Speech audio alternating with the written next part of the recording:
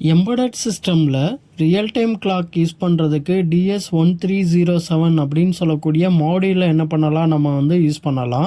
So அந்த மாடியூலில் நம்ம ஒரு கண்ட்ரோலரோட இன்டர்ஃபேஸ் பண்ணுற போது நமக்கு என்ன மாதிரி ரிசல்ட் வரும் அப்படின்றத தெரிஞ்சுக்கிறலாம்.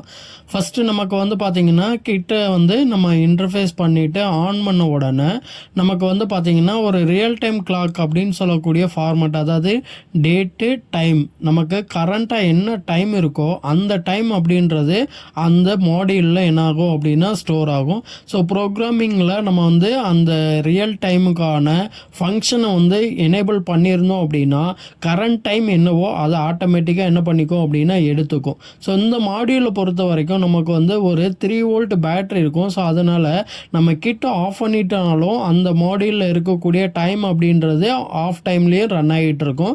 ஸோ ஃபர்தராக நம்ம கிட்ட ஆன் பண்ணும்போது அந்த இடத்துல டைம் அப்படின்றது என்ன ஆகும் அப்படின்னா நமக்கு கரண்ட் டைம் என்னவோ அதிலிருந்து எக்ஸிக்யூட் ஆகும்.